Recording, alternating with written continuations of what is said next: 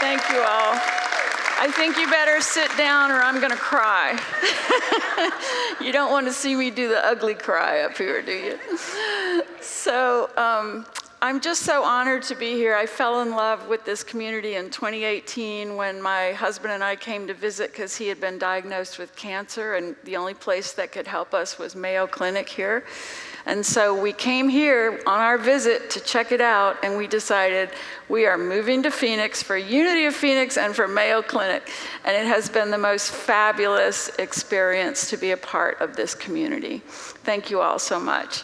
So when Rev Mirage and Rev Richard told me that my topic tonight was going to be on perfect self-expression, I thought, well, there's a divine order in that, right? Because my first book was I See Your Dream Job, and I talked all about how we each have a purpose and a path and a divine expression, and how we have to be in alignment with that if we're going to have our best life, our best relationships, our best work.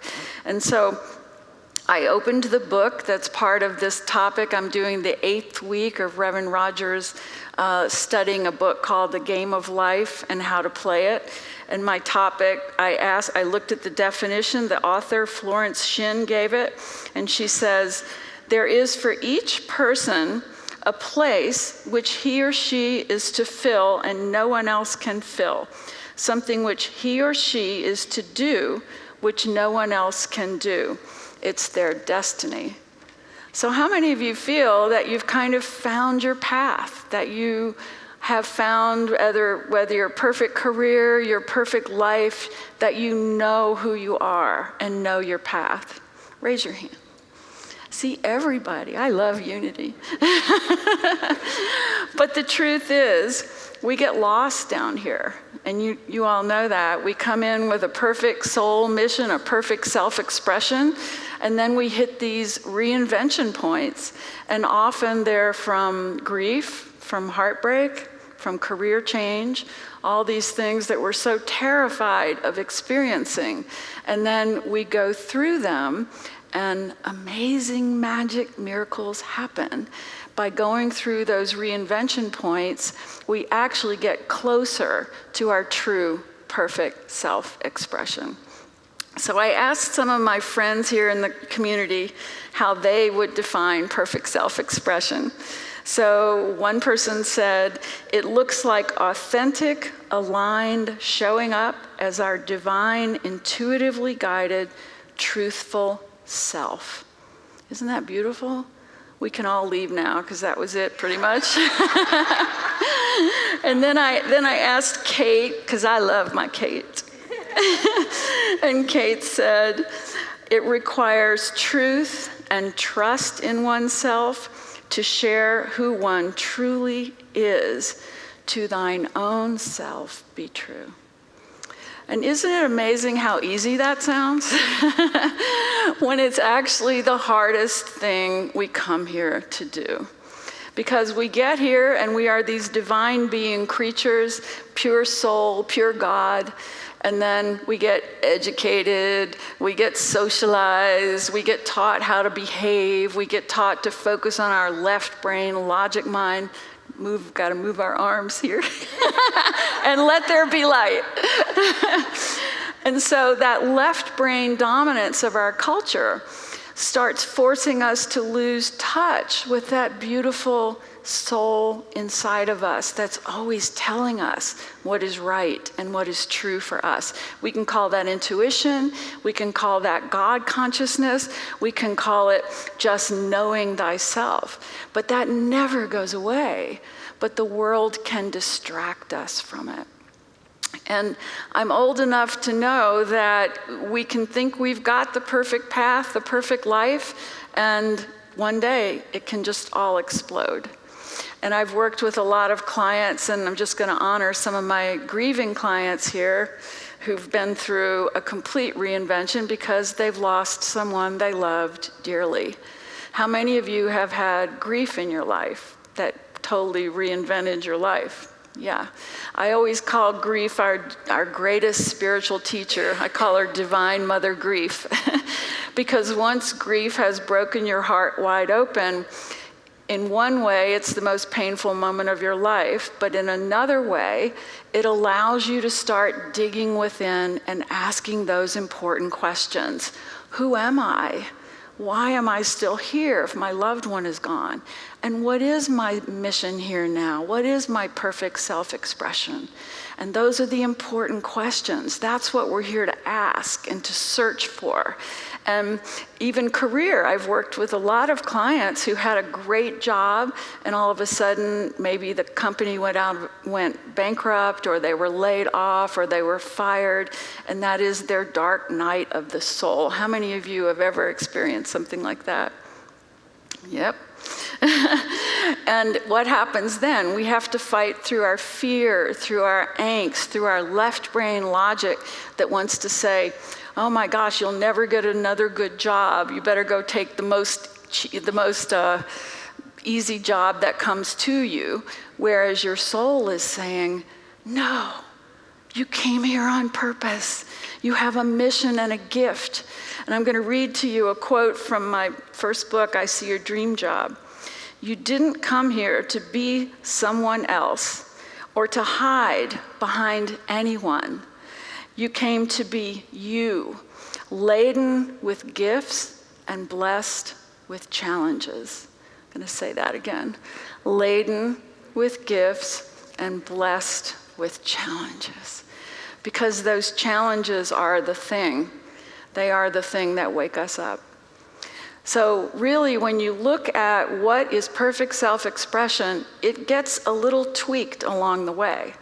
But each of you have a core spiritual gift, and you can call it, maybe it's humor, maybe it's gratitude, maybe it's sweetness, maybe you inspire people, maybe you make people laugh, maybe you wrap people in compassion and love. That is your core spiritual gift that never goes away, no matter what you face. And yet, your perfect self-expression is going to change a little bit. So here's an example. If you know that you are a great writer, for example, you may think that starting out your career writing about health or something is just going to work for you forever, because we're kind of told once you find your thing, it's going to stick with you. But you're going to hit a bump where that career is going to crash and burn. I promise you this is true. We are all here to change and grow. But at the end of the day, it means perfect self-expression means letting your light shine. And that brings us to that beautiful Matthew 5 quote, "You are the light of the world. A city built on a hill cannot be hid. No one, after lighting a lamp, puts it under a bushel basket, but on the lampstand where it gives light to all in the world." So how's that light shining for you? Do you all ever feel that that light gets dimmed in your own heart sometimes? Yeah, of course it does. That's part of our human journey. And how many of you have been through moments where you really felt like that light would never come back? Yeah, I think we all have, unless you're 10 maybe or 12. But for those of us who've been around for a while, and I think a lot of us here are at least over the legal drinking age, right? We know that we have to have ways to move through our reinvention points. And so my favorite thing to talk about is Emily Cady, who's a Unity writer that we all know about. She wrote, in the late 1800s, wrote a book called Lessons in Truth. She was great friends with the founders of Unity. And that book, man, if you ever want to feel inspired, if you ever just want to feel lit on fire with your heart and with God consciousness, go read Emily Cady's books. But in that book, she writes about this thing she calls our secret place of most high. And she says, let me just read how she describes it. It is the point of mystical union between man and God, or humans and God, wherein we know that God abides always at the center of our being. And she says, it's a place of meeting between the Christ consciousness at your center and your human consciousness. And it's a hidden place that no one outside can enter, just you and God. Is that the most beautiful thing? And you know what that's about? That's about the power of meditation, of sitting in the silence and listening to God. That is our great gift. That's what gets us through these reinvention points. In other words, when everything seems lost, when we feel like we've lost our perfect self-expression, we tend to want to go out in the world and maybe talk to people about it, maybe watch a lot of TV, maybe do all these other things that are distractions. But the great thing is, if you just pursue your own inner knowingness, go to that secret place of Most High to meditate. I always say you got to meditate at least once a day here. You've got to sit in the silence and listen to the God consciousness within your heart. That will get you through whatever you are facing. The other thing is that I have this 3-step approach that I use with clients and write about in my books for how you find your way again when you hit one of those bumps. And the first one is my favorite. It's know thyself. But the cool thing is that there's so many ways in our world, in our culture, that you can really explore who you are. So you can decide that you're going to go to therapy. You can decide that you're going to take traditional career tests. Or you can do, I like alternative things. I love numerology, I love astrology, there's Enneagram, divine design, long walks in nature, right? All these wonderful tools that we can use when we hit that moment that we've got to say, wait a minute, who am I now? How do I move forward through this? And in numerology, I work with clients for 20 years, helping them look at their soul mission through numerology. And there's so many great tools like that. And I urge you, if you're ever hitting that stuck point in your life, turn to one of those tools and see if you can remember your greatness again. Remember your soul mission. And the other one is use your intuition, right? When we talk about meditating and going to the secret place of Most High, what happens when you do that is you get in touch with your intuition again. Your intuition is that quiet little voice inside. And again, you can think of left brain, right brain, because your left brain is going to say, be practical, be conventional, fit in, follow the rules, just do what people want you to do. And your right brain self, your dreamy, spiritual, creative self is saying, no, there's something better. There's something better for you. Listen to me. And we have to quiet the mind to get in touch with that. And we also know, many of us know in this room, that when you meditate and quiet the mind and trust your heart, you can even connect with spirit on the other side, not just God consciousness, but your own departed loved ones. My husband died when I was 29, and many of you know that I have a very dominant right brain. So he's been coming back to see me and tell me things in dreams for many, many years. And I love that, you know. I love trusting that when spirit visits you to give you a dream or to give you a sign, that you trust it, that you listen to it, that you say, my right brain higher self is good with this, even if it's alternative, even if it's not the way the conventional world thinks. How many of you have ever felt that you had a visit from a departed loved one? There we go, pretty much everybody. So that intuition is your sacred place. It is your sacred knowingness, and it will help you so much when you're navigating towards your perfect self-expression. The third piece is using your energy. And I love this conversation because, you know, we all know that our positive energy attracts good things, and that if we want to make a change in life, we've got to raise our energy. But the way I like to think of it is we each have an energy continuum. And at the very top is who I call our brilliant self. That's the one part of you that is fearless and powerful and doesn't doubt yourself and knows how to make a decision that will serve your highest good, has no fear, no self-doubt. And then we all also have the low end of that energy continuum. I call that our pitiful self. I always tell my clients, you got to name those parts of yourself. My brilliant self, I call her Aretha. She's fearless. And my pitiful self is sad Sadie. And what I've learned, though, is that we need both of those.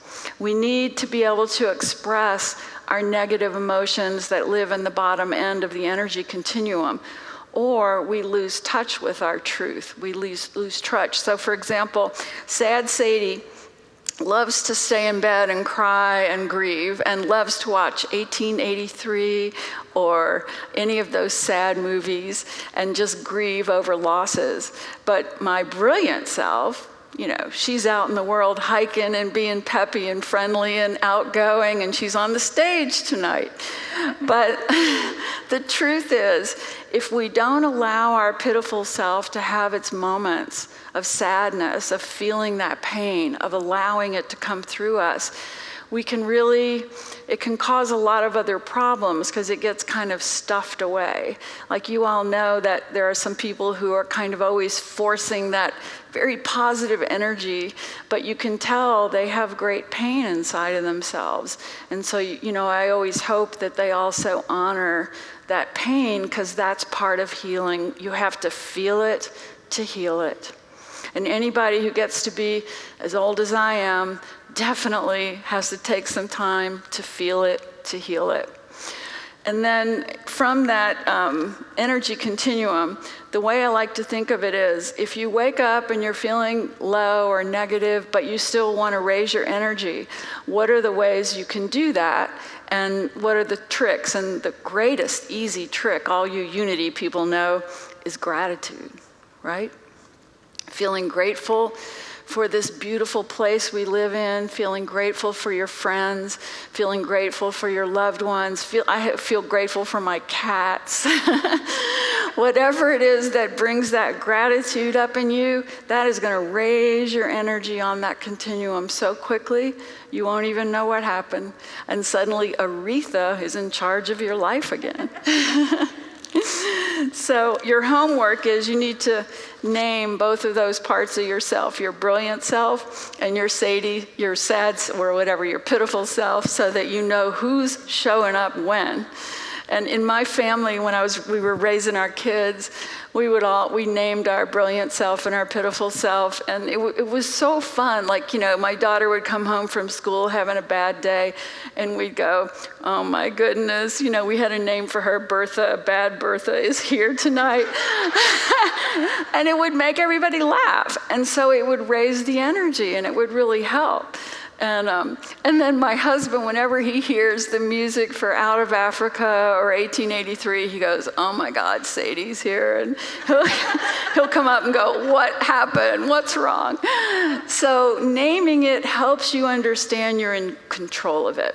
You're in charge of that energy continuum. And you can raise that energy and really get in touch with your brilliant self.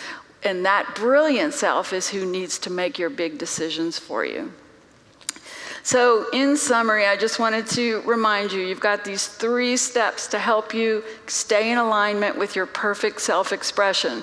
Know thyself, whatever it takes to know thyself, whether it's numerology or therapy or counseling test, do it.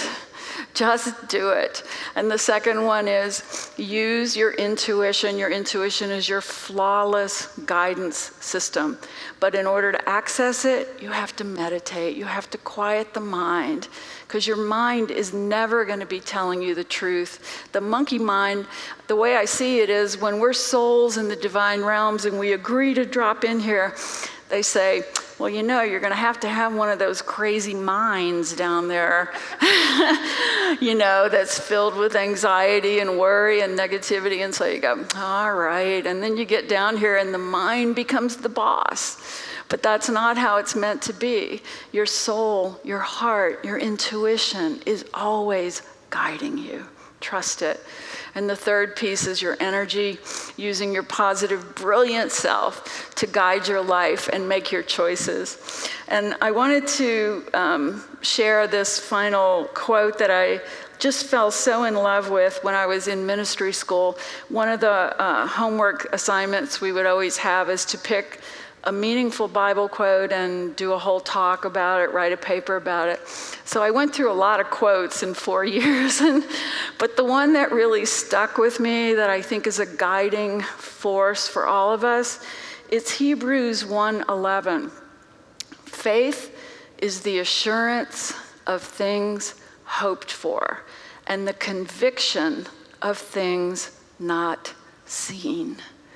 That is the key right there. When we have that faith that all the things we hope for are on their way to us, no matter how grim things might seem right now, we are in alignment with our highest self, our God consciousness. And when we have our conviction of things unseen, oh, that is the best. That means whether you're hearing from your intuition or whether you're seeing a departed loved one, those are unseen things that you can have the conviction to have faith in as you navigate your way through this crazy world to find the highest level of your perfect self-expression. Thank you so much.